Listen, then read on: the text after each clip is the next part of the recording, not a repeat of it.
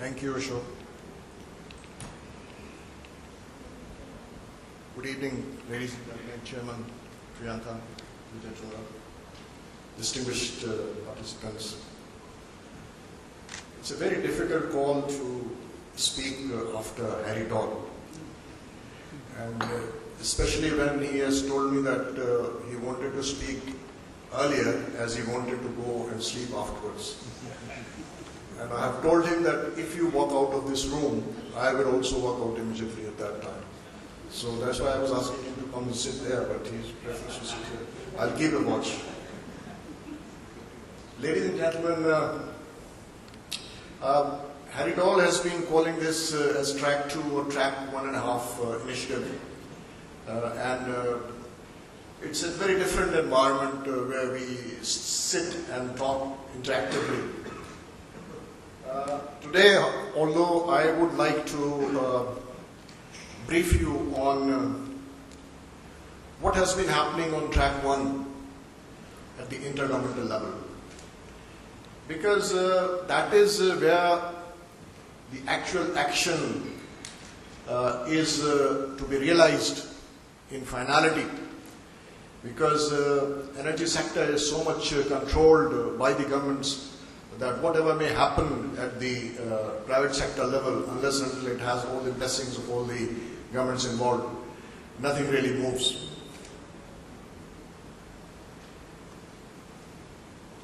With a population of over 1.6 billion and the huge developing market, we in South Asia suffer from unparalleled energy poverty.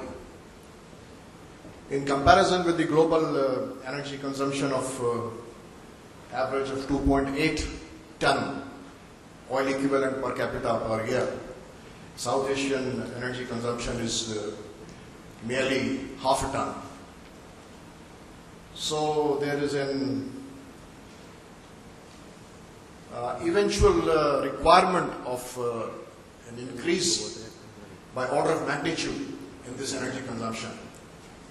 Now where that energy is going to come from?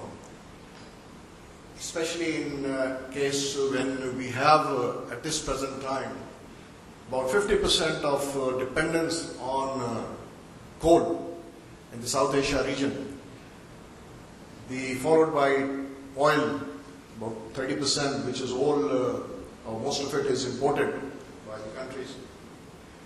However, a huge potential of hydropower of 250,000 megawatt, only 7% of it has been actually realized.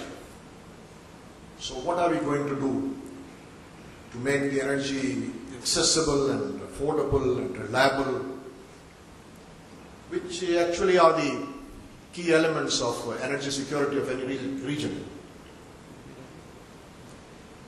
One of the solutions of what can be done, and of course it's a package, it's not a one-off solution, is to have exchange of energy, to be precise, exchange of electricity. We should understand that the growth would be very fast in the coming decade, and it will have to be complemented not only with the availability of energy, but the development of energy infrastructure. And one solution and one option of that is intra-regional within SAARC and inter-regional energy connectivity.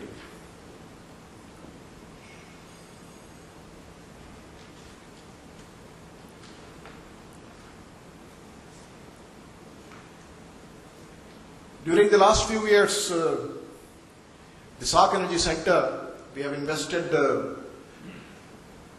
much of our efforts in advocating this approach and have been able to sensitize the SAARC member states on such aspects as regional power trade, harmonizing legal and regulatory frameworks, development of regional coal and hydropower plants.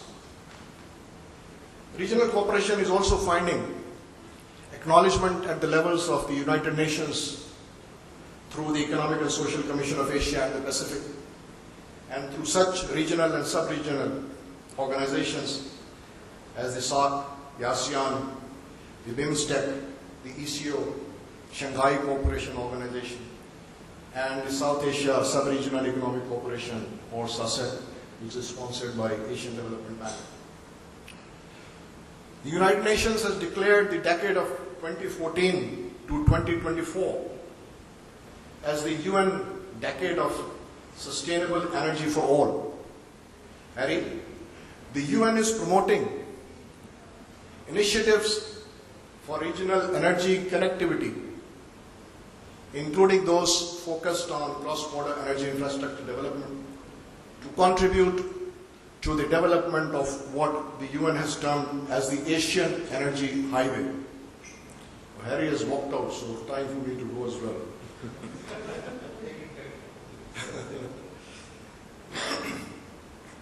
Multilateral international financing institutions like the World Bank, the IFC, Asian Development Bank, Islamic Development Bank, as well as bilateral agencies, donor agencies, are very favorably looking at regional connectivity and integration projects. Thus, there is a global consensus for individually and collectively working together to address the profound and complex energy challenges of Asia through connecting Central Asia to South Asia to Southeast Asia, what Harry Dahl has called connecting Tajikistan to Singapore. These efforts will certainly promote sustainable development and economic prosperity for all countries of the region. I have heard with interest the possibility of US LNG likely to be available to Europe in not too distant a future. From an Asian perspective, ladies and gentlemen, when that is to happen, it will release Russian gas for supply to Asia. And then you may call it Harry, who's not here, from Russia to Singapore, with love. So US LNG is a good news for Asia. South Asian energy integration was first envisioned at the intergovernmental level by the SAARC heads of state and government at the Islamabad summit in 2004, when they declared to undertake studies for creating a SAARC energy ring. This led to a series of actions, including the establishment of the SAARC Energy Center. The SAARC energy ring comprises now, as we have developed this concept further, two grids: the gas grid, to access the huge surplus of natural resources in the west, namely Turkmenistan, Iran and Qatar, and in the east and Myanmar, for the benefit of the SAARC region. The SAARC electricity grid would have the major goal of connecting SAARC member states through interconnections between India, Pakistan, India, Bhutan, India, Nepal, India, Sri Lanka, India, Bangladesh, India, Pakistan, Pakistan, Afghanistan, and onwards to South Asia, to Central Asia. You have heard this word India so many times here. That is one of the key messages that I would like to convey, that India has to play a role that is more proactive, that is more balancing, that is more like a big brother, not like a bullying brother. So that role is very important for India to play, because India is to connect with all the neighboring countries except Afghanistan. So all countries are neighbors to India except Afghanistan. And therefore there has to be a role which is the size of the country itself, the location of the country itself obliges it to carry out a role which is much more proactive and positive than at present. We are thus leading to the phased development of the SAARC market for electricity and ultimately extending westward as the Central Asia South Asia Regional Electricity Market, or the CASRM. Eastward of the SAARC, the ASEAN system, however, is much advanced to realize their regional connectivity. Harry, when you were not here, I have renamed your Singapore or Tajikistan to Singapore as Russia to Singapore with love. Because Russian gas would be free once the US LNG comes to Europe, and therefore we bring in from Russia as well. Okay? The SAARC Energy Center is making its contribution by creating and promoting an enabling environment through consultative dialogue and capacity building. We held a SAARC conference on promotion of cross-border trade among SAARC member states in New Delhi in September this year in cooperation with IPAI, and as already stated by Harry, we are holding a follow-up conference in Kathmandu on 14-15 May this year. We have recently published a report on review of electricity laws and regulations of SAARC member states, which constitutes the standard reference document for further work.